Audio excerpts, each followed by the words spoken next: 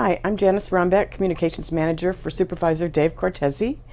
And Supervisor Cortese is here today to answer questions about COVID-19 and the county's response to fighting this pandemic. You can ask questions by calling this number, 408-287-3587, or by sending a message through this Facebook live stream. Now I bring you Supervisor Cortese.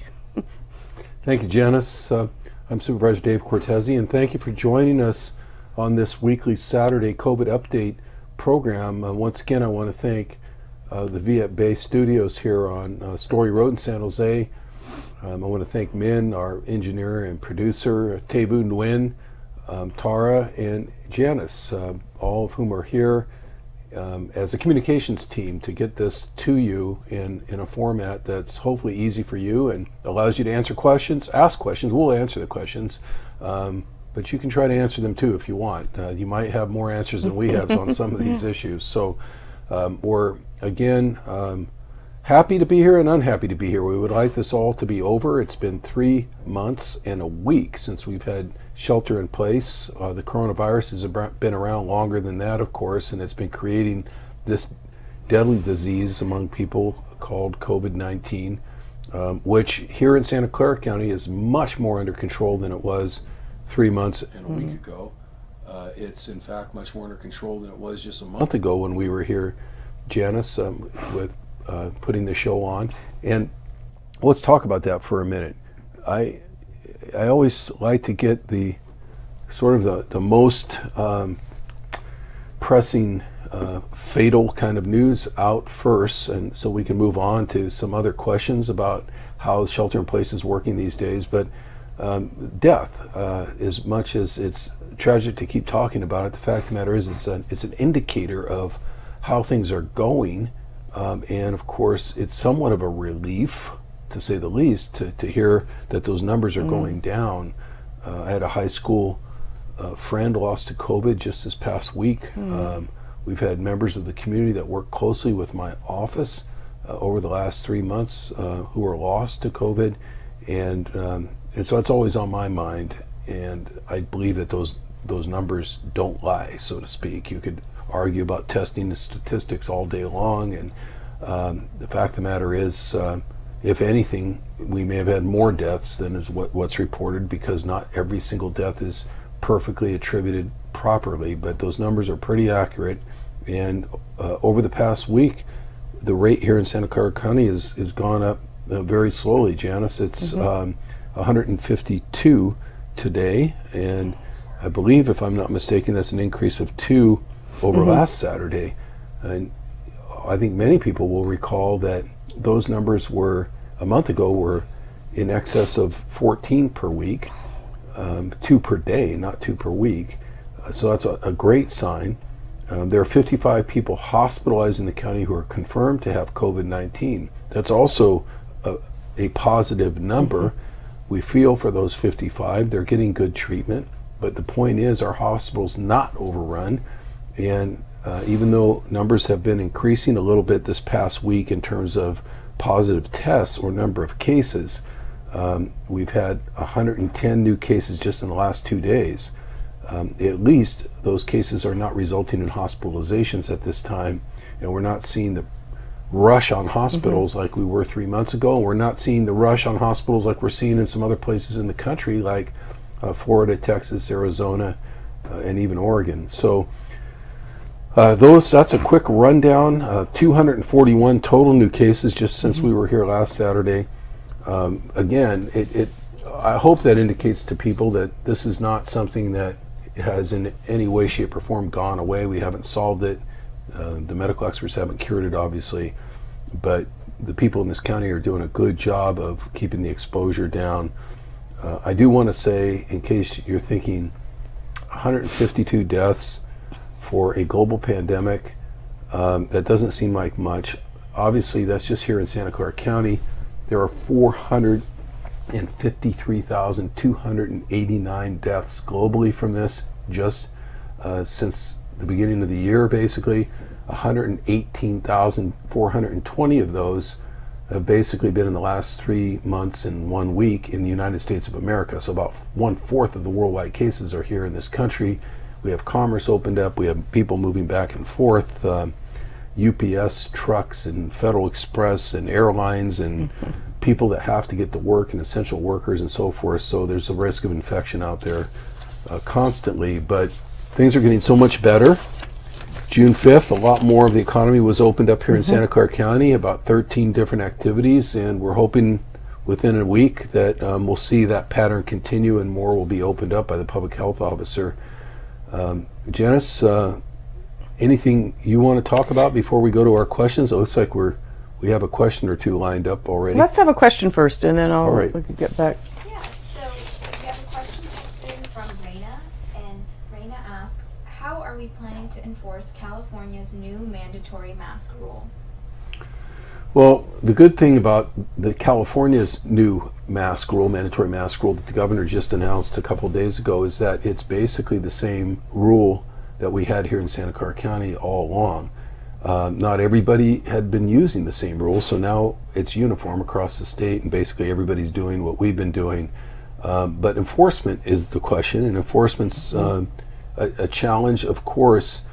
I'm going to say something a little bit controversial, I guess. I don't think any of this would be working, any of the shelter in place, without the cooperation of about 2 million people in this county, because there's no mask police that are going to be able to catch up with everyone breaking the rules if people just decide not to wear them. We wear ours on the way in, on the way out. We take them off here for purposes of the visual on TV, and so we can speak clearly, but we put them right back on. We stay 6 feet apart. We're minding the rules, and we think that pays off and keeps our families safe, but everybody has to do that. And what are some of the risks that you're hearing about through the office as a communications manager in restaurants and other places right now, Janice? I mean, it's not 100% followed out there, and what are the health people saying about that? I think we're still sort of in a wait and see, looking at how the reopenings are going to impact the numbers. As you know, that takes 3 weeks before in a reopening before we really know the impact. But what I've been seeing just personally is some places just are not well, it's a little difficult and a little confusing because the rules say you need to wear a mask going into a restaurant, of course, and if you get up from your table to go to the restroom, but you can, when you're sitting down at a table, you can have them off. So when you go to a restaurant, you might look and see, well, it's just like it always was before the pandemic. So I think there's some confusion also with what I see when people are walking down a street and they don't have a mask on. The rules say that you don't have to have a mask if you're exercising, but just strolling down a street, I'm not sure would be exercising. I always wear one, even when if you can't keep a 6 foot distance, which mostly you can't walking. But you ask about restaurants. I have been told that there are patios, large patios, that are having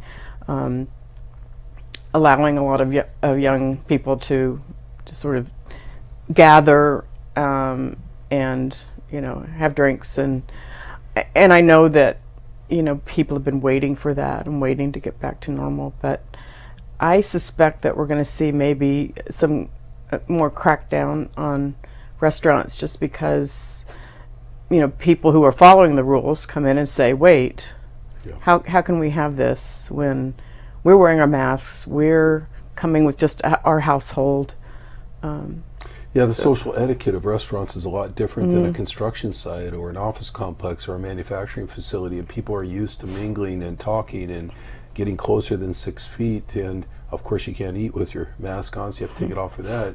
I think it has been a little confusing. I think the rules are probably good the way they're set up, but this Tuesday at the Board of Supervisors meeting, I intend to ask some questions about whether or not the health department for the county, not public health, but our health department, environmental health, the people who regulate restaurants, can do a little bit more enforcement and education work with our restaurants so that those rules are established clearly when people come in, enforced as much as possible. I know the restaurants don't want to scare customers away after the shutdown, but this is important. And as you can see, cases going up all of a sudden the last 2 days of this week, which could be protests, it could be restaurants opening, it could be coincidence, it could be more testing.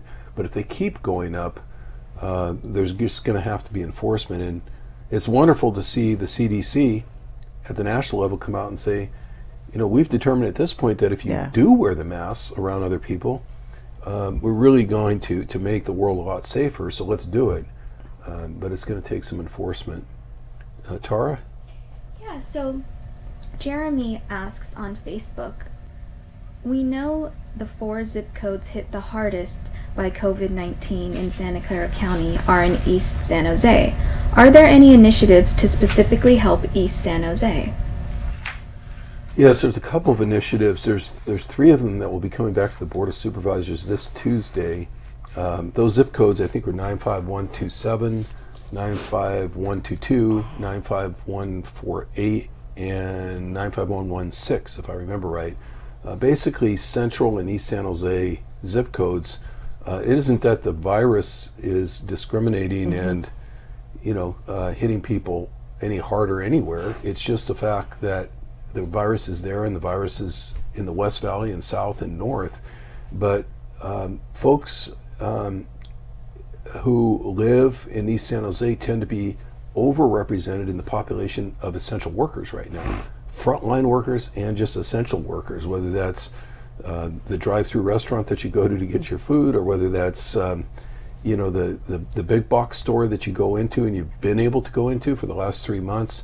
A lot of those workers, including a lot of county employees with their parking stickers on the back of their cars, I see them all the time, they live in those zip codes that I just described. And so it's a great question, Jeremy. We've decided I have pushed for an increase in investment in testing, an increase in investment in closing the digital divide in those zip codes, which is a whole other issue, because we have about 15,000 homes in those zip codes that do not have internet access. And because they haven't had internet access, typically the families don't have devices. They don't have Chromebooks or anything like that. Well, we're telling kids they have to learn from home right now, distance learning. What happens in those 15,000 households where they don't have the ability to tap into their school's distance learning? So those 2 are coming Tuesday, as well as an initiative that is coming back. One of my colleagues, Supervisor Chavez, put forward, which is calling for promotional ambassadors to be going into the communities to better educate and inform that they are at higher risk, and they have to be even more cautious perhaps than somebody who's not in a hotspot zip code, to make sure they're wearing those masks. Maybe they do want to wear them when they're walking outside, even though they don't have to. There's just a greater incidence out there. So thank you for the question. I also know that Dr. Cody, our public health officer, and the rest of the public health department has prioritized those zip codes for pop-up testing that is going on.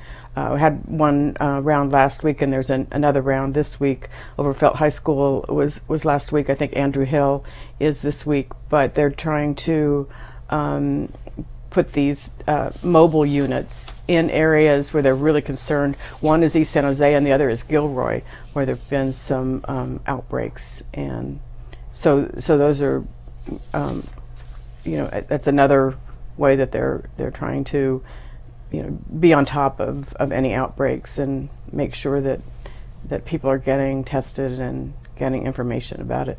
People should be reassured, so where you have higher incidence of tests coming back or percentages coming back, yes, they're investing a little bit more there, but there's still pop-up testing going on in Los Altos and Cupertino and all over the West Valley. In fact, Mountain View had some of the best attendance numbers for testing recently with our mobile unit.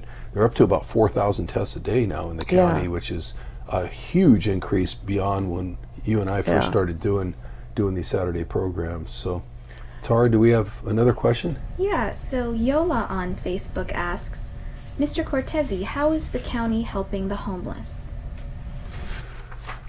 We need to help the homeless more. We have 8,000 unhoused folks here in Santa Clara County out of a total of 9,700 homeless. Traditionally, when I say traditionally, I mean over the last year, I mean separate from COVID, we've been able to shelter about 1,700 of them, which is failure rate. We need to shelter all of them, and we're certainly investing in doing that long term by building permanent supportive housing, permanent apartments for them with the 2016 Measure A money. That's working great. There's over two dozen projects that are being built right now, but that process stretches out over an 8 to 10 year period.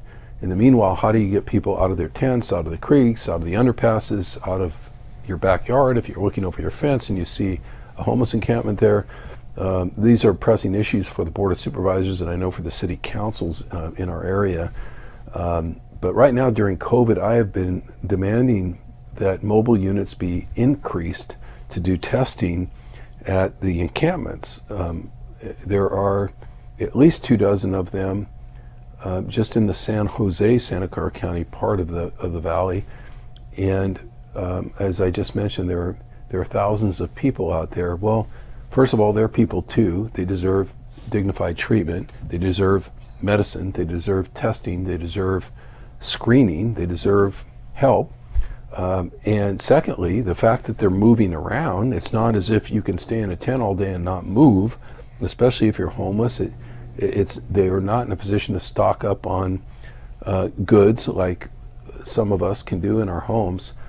So they're forced to move around a little bit more. When they move around and they're carriers of the virus, that's not good for them. That's not good for us either. So we are increasing and investing, and I'm happy to say it isn't as if we haven't done anything. There are over 600 that have been permanently housed since COVID started. There are motel rooms that have been secured, and I think there are 746 to be exact hotel rooms right now that are available to assist with both emergency housing needs as well as isolation and quarantine efforts. 271 of those aren't filled yet. I'll be demanding this Tuesday at the Board of Supervisors meeting that they utilize those other 271, get people in them. If they're not infected, get them in there anyway. They don't deserve to be out in a creek somewhere. So we just need to, to keep moving quickly, and the county has had a hard time building up its speed and response time with the homeless, not just during COVID, but over the last couple of years, and it's something that I personally am focused on trying to correct. In fact, at the Tuesday's Board of Supervisors meeting, there's an item that from Valley Homeless Healthcare, the mobile staff for more allocation, more funding to drastically increase their teams that can go out to the camps to provide. So hopefully, we'll see more in it's that a serious direction. enough problem that, to the county executive's credit, Dr. Jeff Smith, he brought in our former public health director, not Sarah Cody, but the person who was in that position before her, Dr. Marty Fensterscheib, and put him to work. He came out of retirement temporarily to run this testing, mobile testing program, both for the homeless and for the regular housed population. And you see how well he's doing with the numbers up to 4,000 tests per day. But he's cracking the whip hard. I've talked to him, and he's pushing hard to increase the reach into the homeless encampments. So we have a question texted in. Could you update us on the status of contact tracing systems in our county? That's another area that's growing rapidly, and it's effective and it's helpful, and it's going to help all of us in terms of opening up the economy. As of last Thursday, there were 300 contact tracers trained. What the county has been doing, among other things, is moving people from positions where they can't be very effective right now. For example, if they work for a department that is partially shut down at the county. The county executives moved some of those employees over to contact tracing and train them. They have to be trained. It's a very confidential program. If you get a call from a contact tracer saying, hey, one of your friends tested positive, we wanted to let you know, they're going to ask you some questions about contact with that person. Don't worry about confidentiality, because federal law makes all of that information highly confidential. Just like if you made a hospital visit yourself, your records are confidential under HIPAA, which is the federal law. That said, it's the aspiration of the county to have a lot more contact tracers than that, to basically have an army of them just in case there is a surge, so that we will have the ability, which we didn't have 3.5 months ago, to move in quickly and figure out what's causing the cluster. That's how surges start, with clusters in certain areas. Might be a nursing home, might be a firehouse, might be a building, might be a meatpacking plant, might be a neighborhood.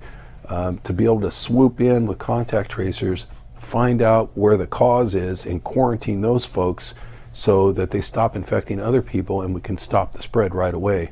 That was something we just didn't have when all this started. So it's growing, it's getting better, and there's also volunteer opportunities, right, Janice? Maybe you could tell people. There still are on the website, the secphd.org. You'll still find an application if you want to.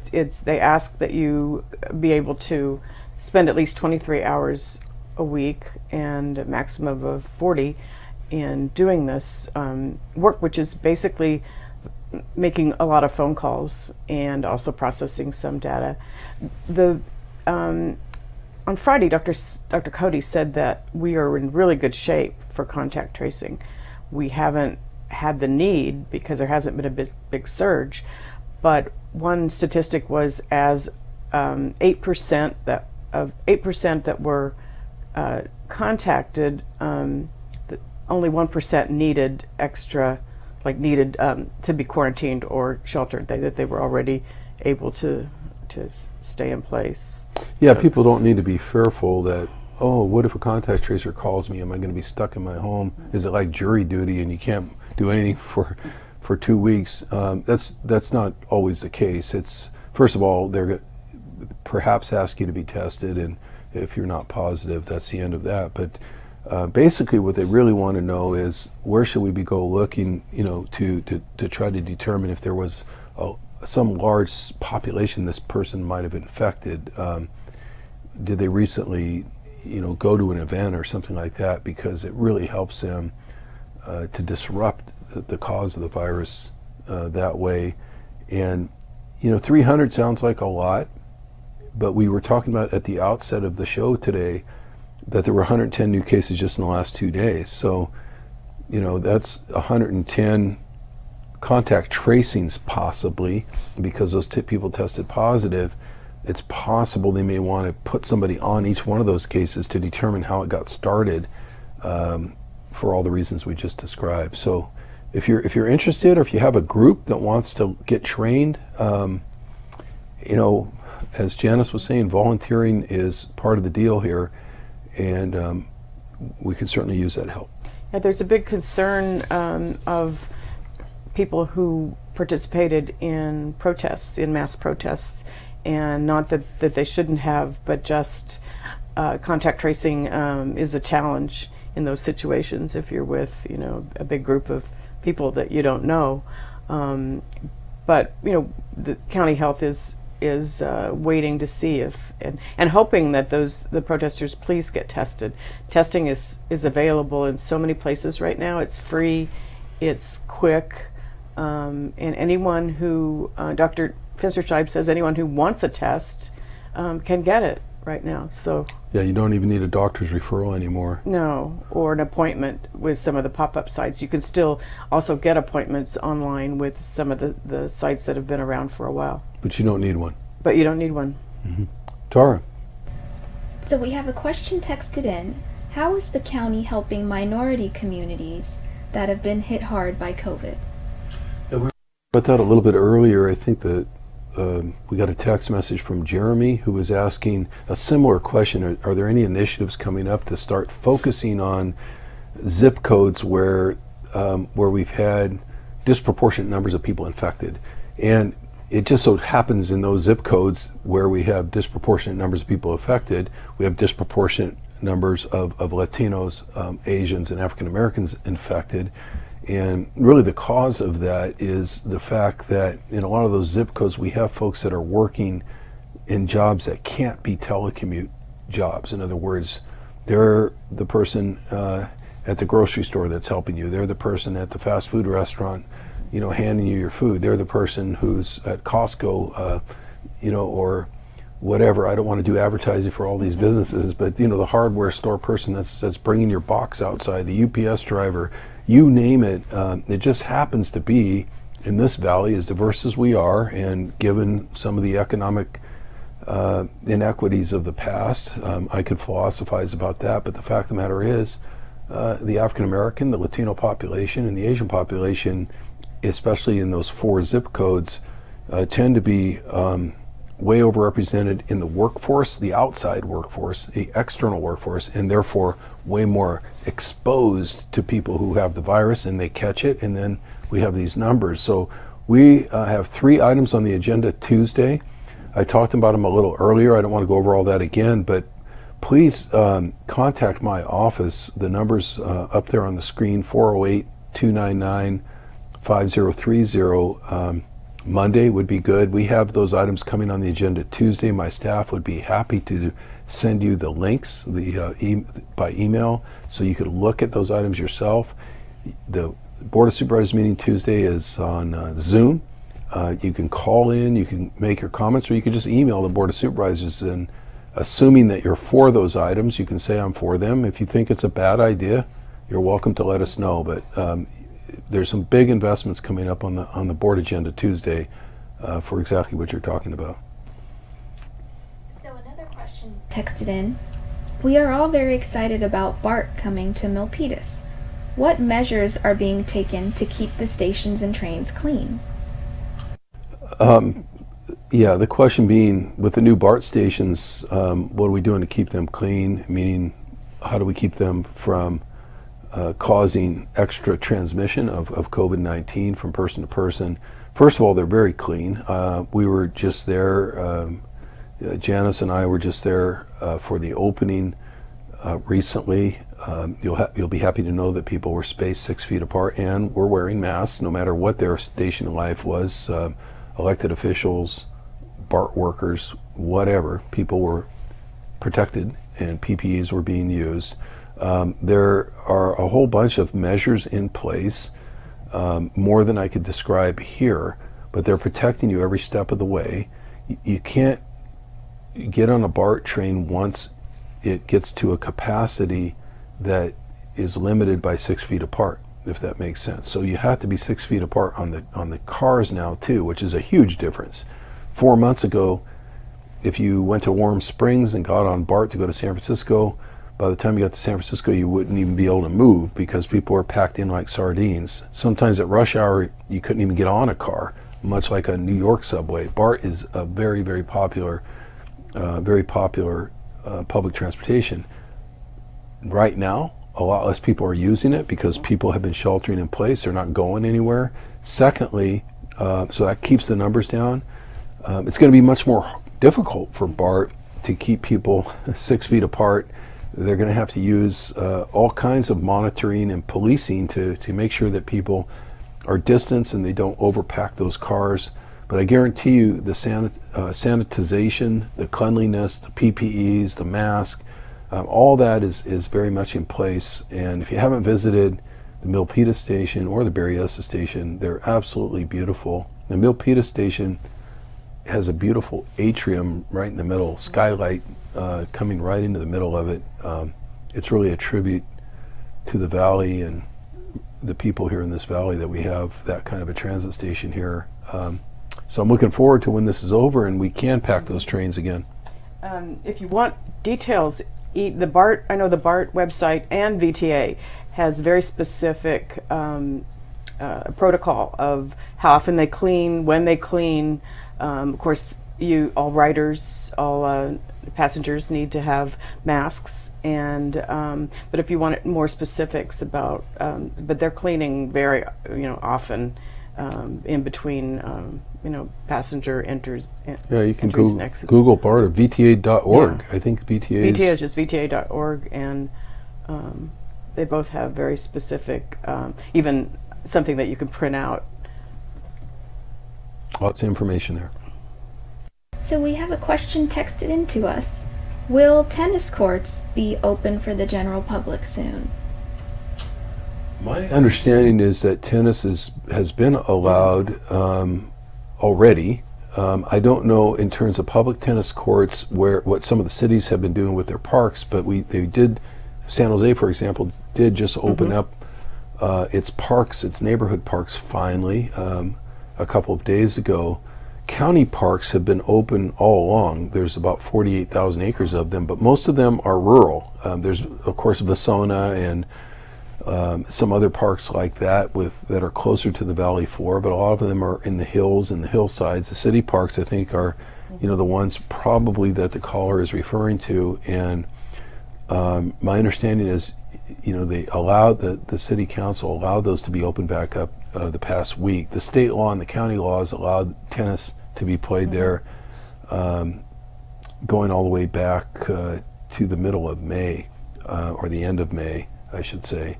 So they can be open. It's just up to your local city, and there's still rules.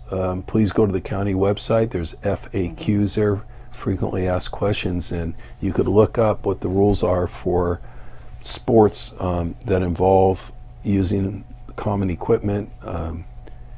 Tennis is pretty safe. Golf is pretty safe. Some activities are still very easy to transmit the disease, of course, and those have been held up a little bit. I think that's right. Also, the restrooms this week opened this week in San Jose city parks. Yeah, I guess we don't know all the details on non-San Jose parks, Cupertino or Sunnyvale, but again, call our office Monday morning. There are actual human beings there, 408-299-5030, and we can look up any of that information for you very quickly, save you some trouble. Thank you. So another question, now that we are seeing an uptick in cases, what is the county doing to address the uptick, and will it be safe for schools to reopen? Yes, let me start at the end of that question. Schools are really going to be governed primarily by the state of California and the local school districts in terms of how they make them safe. Right now, the county has very much limited summer programs, even summer camps, but they are allowed to some extent. The county rule basically is trying to keep kids in groups of 12. And those groups are supposed to not change for 14 days at a time, so that they can monitor them and make sure that nobody's been infected and moving on to another group. It's called an incubation period, right? But the state rules are, Gavin Newsom was trying to open up the schools in July to start playing catch up for the time closed, get back to more rigorous teaching methods, face-to-face teaching methods, but then he got his budget projections out, and evidently the state doesn't have the money to open up the schools, at least the public schools, in July. So we're looking at the fall. I think it's just going to be touch and go during the summer. We're going to have to pay attention here to how we're doing with the virus and whether or not there's any serious surge. About what are we doing about the increase? Obviously, we have to focus on what we can do here in Santa Clara County, which, folks, you have been doing great. The 2 million people in the county have been doing great. That's why we started off as a hot spot, as one of the worst places in the country for the virus, and we ended up already being one of the most controlled places in the country from the standpoint of per capita numbers, low infection rate, and so forth per population. That's great. The problem is we're surrounded by other counties that have increasing numbers. We have states, including one that borders us, Arizona, that has increasing numbers, radically increasing numbers in some states. And people are moving about the country. We're not on an island. We don't have obviously we don't have any natural boundaries or invisible walls that we can put up to protect ourselves. So what the county is doing is monitoring, increasing contact tracing, trying to keep these hospital capacities up as much as possible, meaning have beds available. So if there is a surge, we can handle it quickly. And we talked about contact tracing earlier. Get in there and figure out where the infections are coming from right away and try to stop them as soon as possible before they spread. Those are some of the things that are happening. Right. I just wanted to mention that the Santa Clara County Office of Education has a website that it's seccoe.org. If you visit that site, there's information about protocols that they're looking at in opening up schools, and they also have a survey that parents can use to give their feedback on how schools should reopen.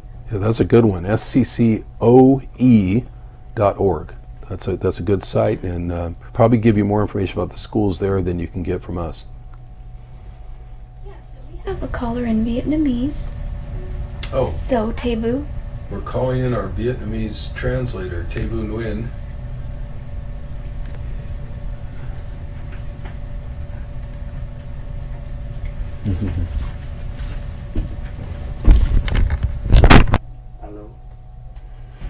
Hello.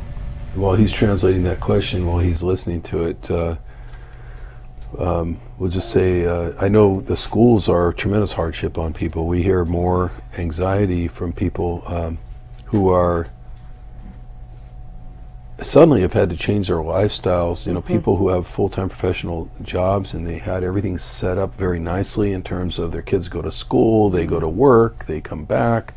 The kids are in after-school activities, the kids are out, the kids have coaches and other people that are paying attention to them, the kids have other people who are helping them with their homework, and now all of a sudden it seems like it's just all falling on the parents. And I just wanted to acknowledge, besides the questions about timing of the schools, that we understand loud and clear that it's been a real hardship on people.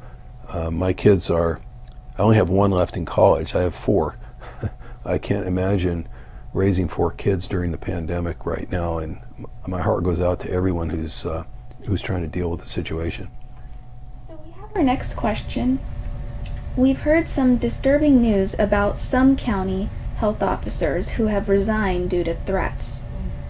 What are we doing to protect our county health officer who's received similar threats? Yeah, our county health officer has security detail, and she's professionally protected by law enforcement. It's sad that needs to be the case. We're all victims of this. I know there's people who don't believe that, who don't agree. I don't know if it's because we get so much direct information and so much validation and verification of how bad the virus really is, because we have a large health and hospital system in this county. Every single day we're briefed on the global numbers, the national numbers, the local numbers. I mean, 118,000 deaths in the United States in 3.5 months exceeds entire casualties of Americans during World War I. I heard someone say, well, but we had a smaller population at that time. No, 3.5 months we've exceeded wartime numbers already. Whether or not Sarah Cody is making all the right decisions, I can't even say. And we debate with her, and we encourage her to do things differently sometimes. But she's doing her best. She's not a malicious person, and of course she doesn't deserve to be threatened, nor does any public health officer that I'm aware of. No one deserves that. But I guarantee you she's adequately protected, by top law enforcement officials. And certainly it's a felony to threaten a public official, so that shouldn't happen. She often, in public, really thanks the 2 million people who live here and their willingness and cooperation to follow the guidelines. And I mean, that's how we got to where we are now with with pretty much flattening the curve and pretty stable numbers. It's just that people did what they were asked to do, and she's very grateful for that. You have a long career in journalism, Janice. Mercury News, you pretty much served in every possible position over there in terms of a journalist, a columnist, an editor, a reporter, everything. And you've done that work in the public sector. You've done that work in my office now. I mean, the work of staying on top of the news. And so far be it from me to blame the news for anything. But what we know about the way the County Emergency Operations Center and Public Health operates is it's not just Sarah Cody. Right. And I think what happens in the news, and the reason I was saying all that, maybe you can validate it or not, but they kind of cut to the chase sometime and just say, Sarah Cody decided this and Sarah Cody said that. And technically she does have broad sweeping powers, but how many people is she surrounded by? Yeah, they have an entire team of public health workers, health officials, communications people, trainers for contact tracers, and people who interact with the labs for testing. And so she doesn't make these decisions in a vacuum. She also consults with the public health officers of other counties, the surrounding 8 counties.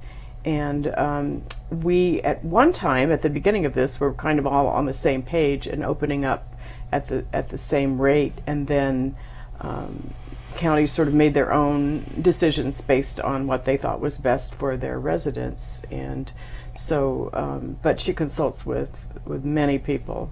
She just becomes the figurehead and kind of the person that if people don't like the guidelines that they can blame, but it's not fair. And me personally, I think she's doing a great job. Yeah, she's surrounded by one of the best teams of lawyers in the country. The legal department that serves her from the county last year won the award for the top public law office in the country. So, people should know in Santa Clara County, the best possible people are consulting her, advising her. I couldn't get on the phone with her a couple times recently because she was on the phone with the CDC. She's on the phone on teleconferences with medical experts all over the world, tracking what's going on in New York and everywhere. So, like I said, she's human. She may make a good decision or a bad decision, but give her credit for doing a pretty good job under pressure and having a lot of experts around her. I also think it might have been difficult for people to hear that we were going to wait a full 3 weeks before doing any more reopenings, but that, in her best judgment, that's how long we need to really assess the impacts of the last reopening. And her philosophy and the county's is, let's assess what has happened since the last time we changed the restrictions, and then look at, okay, if that's pretty stable and we don't have a huge surge, then let's look at reopening other businesses, activities. Yeah, so a question's been texted in. How is the county helping minority-owned small businesses that have been impacted during COVID?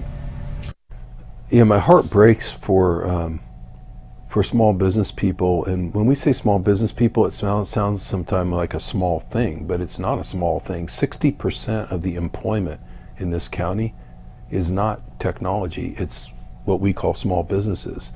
It's shops, it's restaurants, it's whatever.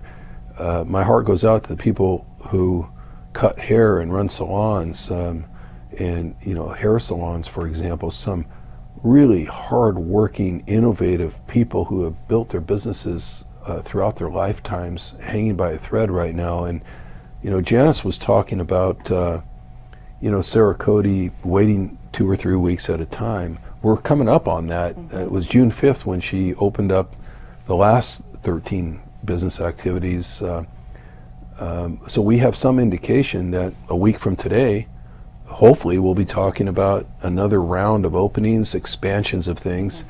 But if we have, I think we probably will, if we have an increase of 150 or 200 or 300 cases like we did this week, she'll probably recommend that risk be taken and we expand. But if it's 1,500 or 3,000 cases, I don't think she's going to think it's prudent to take to the next level. Meanwhile, we fund a small business development center with county money, which accesses federal money. There are about 3 different kinds of federal money that are coming down for small businesses. We were on the show once with a gentleman named Dennis King, who runs the Silicon Valley Small Business Development Center. I didn't bring all of his information with me, but again, you can contact our office on Monday at 408-299-5030. And maybe Janice has contact information for the development center. It's a long name, but it's the Silicon Valley Small Business Development Center .org. So I think if that will take you to the portal, and then there are a number of webinars, grants, information about grants and loans for small businesses, and especially he helps minority businesses, and he's also with the president, right, of the Hispanic Chamber of Commerce, and. But it's been a program that's been around for a long time, and they interface with Small Business Administration from the federal government, so they were naturally in place already ahead of COVID to help funnel some of that federal money in. We also did a moratorium on evictions for small businesses. So most small businesses lease their premises. They cannot be removed under county ordinance right now. You cannot be evicted. You have to pay your rent sooner or later.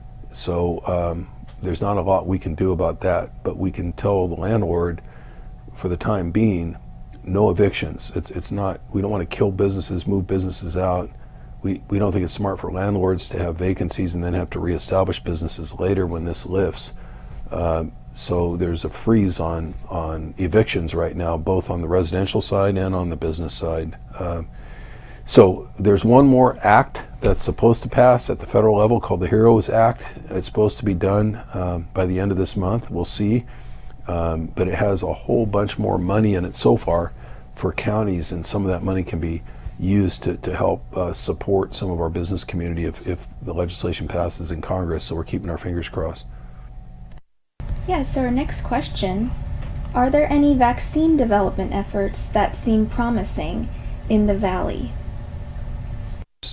There are hundreds, actually thousands of efforts throughout the world, and many of them in this country. I think the closest significant efforts that we've seen are probably out of the labs up at Stanford, both on the antibody testing side and the vaccine side. Nothing has come close to being approved by the Federal Drug Administration yet, which is troubling, because without a vaccine, without antibody testing, all we're doing here, obviously with Sarah Cody's guidance, is trying to keep healthy people away from sick people, and it's a very primitive way, to deal with something. With modern medicine, we're not used to operating this way. We're used to going to getting a shot or taking a pill, or going to the hospital for a day and you're cured. They don't have anything like that still for this COVID-19, and that's why we have all these frustrating rules in place about 6 feet apart and wear your mask. So keep your fingers crossed, or do whatever you do to get to root for the medical experts to hurry up and finish this work on a vaccine, because that'll end our program. You won't have to listen to us anymore every Saturday. So we'd be quite thrilled about that. So let's talk about some of the things that are out there now that have opened up gradually. About more than 50% of the activities in the county are actually opened up again, but that still leaves quite a few people out, most of them small businesses, but there's some other things besides small businesses. Churches, for example. Janice, we were talking about earlier some of the gradual lifting that's happened with churches. Maybe you could talk about that just over the last week or so, and we're hopeful that churches will be deemed safe to to get even more back to normal. They're certainly not back to normal yet, but why don't you talk about what they can do? Maybe some people aren't aware of that. Yeah, the rules are that if you a religious ceremony or another kind of ceremony, such as a wedding, outside with no more than 25 people, and they need to be spaced apart and wearing masks. But also on June 5th was the lessening of the restriction of drive-in theaters and sort of graduations or events involving cars. So now you can have a religious ceremony, a religious service outdoors if all the patrons or parishioners are in their cars with their family units. And there can be as many as 100 cars. If you have a huge parking lot, the cars need to be spaced also. The parishioners need to stay in their cars, and the Mass or another religious service will be done on a stage with loudspeakers, so that all the cars can hear what's going on. I believe there will not be singing. There can be communion if the priest or minister goes to each car, and people are also asked to wear masks even while they're in the car. And so it's a start. It's not what I think people want, especially if you're used to going to a church and that's become home and that's become a part of your weekly life. But I think I know that there are some in the Diocese of San Jose, that there are some churches that are trying to celebrate Mass this way. And it's one of the big challenges. As we know, my office has worked with churches all over the valley from every denomination, every religious tradition, even, if you will, certain paganism sects or organizations, for example, because they also convene essentially as in the same way faith-based organizations do. We assembled a stack of evaluation forms, surveys it looks like a ream of paper from the churches. Really excellent thinking. Some of the pastors of the churches in the valley, or imams, or other faith leaders, they have rabbis, etc. They have put forth really, really clear thinking on how you can get people actually inside without there being any super excess risk, much like some of the other businesses that have opened up. So I suspect that will happen sooner rather than later, but there's been a lot of impatience. But one of the issues is, being brought up in as a practicing Catholic, some of the things that you described, I could see, well, okay, you could kind of have a drive-in theater kind of church and have a stage instead of a movie screen, and then have everybody, listening in on speakers or in some kind of sound system, and have blessings and the things that you normally do. Keep your family cohort. If you have 4 in your family, times 100 cars, that's 400. That's a pretty good turnout. But what about if it's a Hindu temple or a Sikh Gurdwara that's trying to get people together? They're not worshiping typically in the same way in terms of prayers. Being at a mosque, invited by the imams here many times in our valley. As an elected official, I get invited and get to see things like Friday prayer. It involves movement that you can't do in a car, and so I think one of the things that the public health officials have struggled with, and the great attorneys that surround them, is how do you create a set of rules that works just as well for a Hindu temple, a Muslim mosque, a Catholic church, a huge evangelical mega church, where maybe they could do things a little differently without risk, et cetera, et cetera, et cetera. It's a lot harder to write those rules than it is for a construction site. Construction sites all seem almost the same when you start comparing to churches. So I only explain all that, not to take up a lot of airtime here, so that people understand, what they're grappling with behind the scenes when they try to do these reopenings. So, one commenter asks, when will libraries in the county be able to open? Janice, what do you know about that? We have just some more recent news on libraries. Certainly have curbside that's been open, and for a while the libraries were just kind of completely shut down, I think, because people were worried about the materials in the human interaction somehow being part of the transmission problem for COVID-19, but we seem to be beyond that to some extent. Right. The Santa Clara County Library District, for example, is having now curbside pickup. So you can go online or call and get materials, request materials and get them on hold. And then there are certain hours that you can go and pick them up with no contact from anyone. Just they'll be there, you pick them up. I think we've come a long way from epidemiologists and who thought at one time that that paper, the COVID-19 virus could be spread by paper, metal. They're saying now that really it's respiratory droplets and the air we breathe. So I think the libraries felt free to lend out, and also there are a lot of online webinars. Kind of some of the activities that they were doing, reading story times, and there are a lot of reading lists on the web pages. I know now that the San Jose Library system also is starting to do curbside pickups. It might just be the King Library, but if you check their website, I know that they've made some also advances in being able to get actual collections, the materials out to people instead of just the e-books or that you've been able to get online.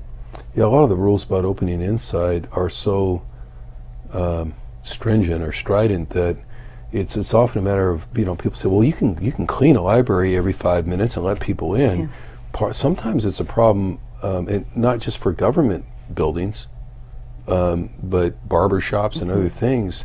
Can you survive cleaning that much? How many people does it take all of a sudden in a library to make sure that the human part of it is handled properly, that everything's monitored, cleaned, sanitized, not just on an honor system?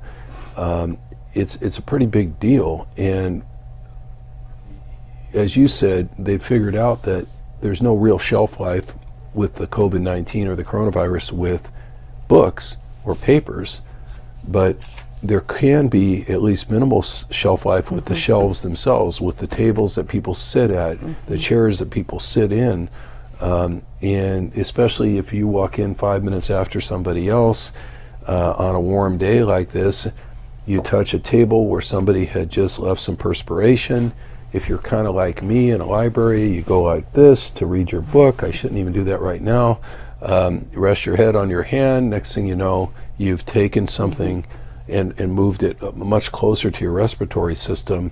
And the cure for that, the prevention for that, is to clean everything down all the time. But as we all know, the cities and even the county libraries, have tried to operate with volunteers and low budget. So I think some of it is economics, is what I'm saying. And I think, like everything that's been reopening, it's not going to be what it was. No. Even if a library opens, you're still going to have a lot of spacing. Perhaps you're going to have, you can't hang out there all day. Maybe you'll have a time limit to being able to be there so that more people can come in.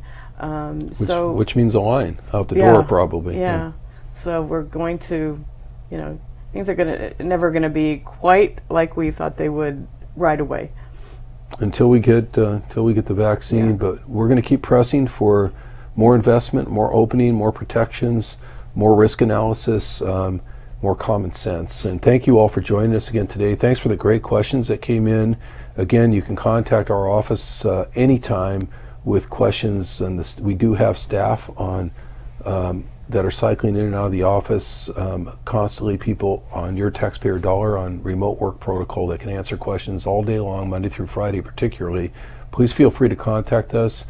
We're going to keep trying to represent you as best we can and do our best to point the public health officials in the right direction and encourage them to keep doing the right thing and try to get our economy back as much to normal as possible under the circumstances. Thank you for being with us. Yeah. Thank We'll be you. back next week. Thank you.